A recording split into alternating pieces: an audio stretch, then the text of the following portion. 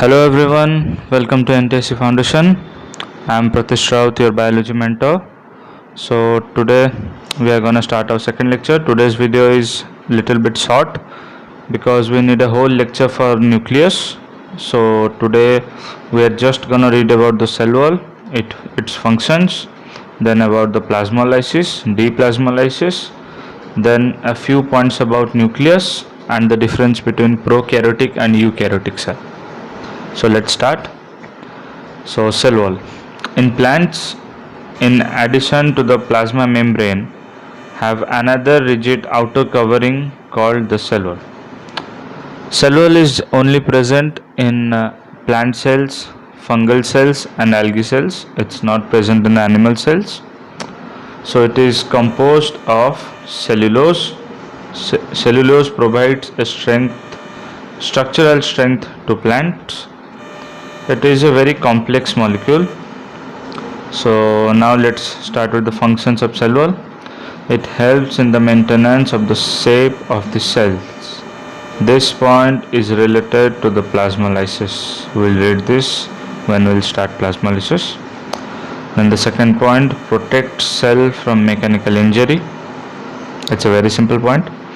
Then protects from the attacks of pathogens like bacteria, fungi and viruses. Then it also helps in cell to cell interaction and provides a barrier to undesirable macromolecules. As like in animals, the plasma membrane, being a semi-permeable membrane, only allows a few molecules inside it. Like that also, cell wall does allow only a few desirable macromolecules, rest are not allowed. Then about few cell walls and their compositions. The fungal cell wall, it is composed of chitin, then a polymer of N-acetyl glucose. Then algal cell wall, it is composed of cellulose, galactans, mannans and minerals like calcium carbonate. Then the plant cell, as we have already discussed, it's made up of cellulose.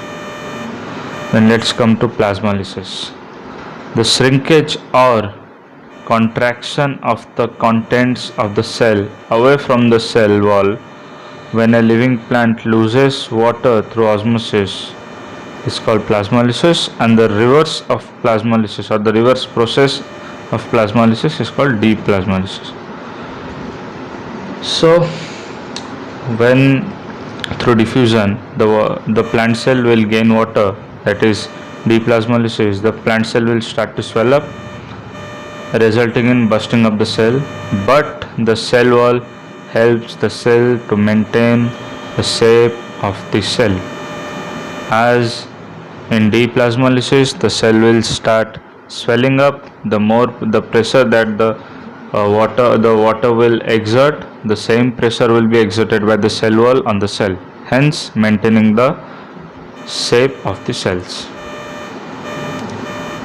So then we are gonna start nucleus.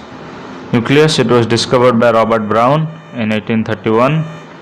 The material of nucleus stained by basic dyes was given the name chromatin by Fleming.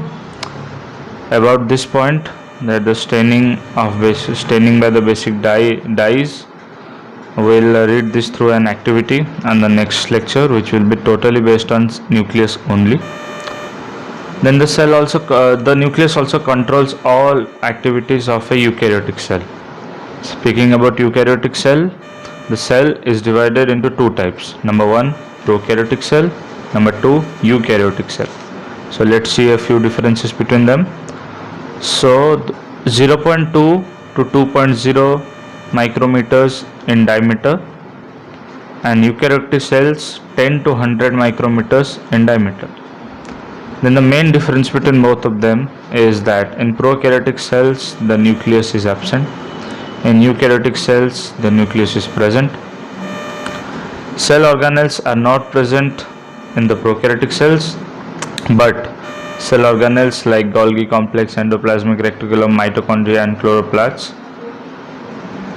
are present in eukaryotic cells. Then the ribosome present in the prokaryotic cells are smaller than the eukaryotic cell's ribosome. Then the cell division takes place through the process called binary fission in prokaryotic cells, and in eukaryotic cells it's called mitosis. So we can conclude here about both prokaryotic and eukaryotic cells that prokaryotic cells were the primitive cells, whereas eukaryotic cells are the developed ones or the sophisticated ones. So here we are gonna end our lecture. I know it's very short, but it is due to a reason that on the next lecture we are gonna read only about nucleus. So we'll focus about nucleus on the next lecture. Thank you. If you like this video, then kindly subscribe it, give a like. Whatever questions you have, you may put them on the comment box and we'll reply to that. Thank you and have a nice day.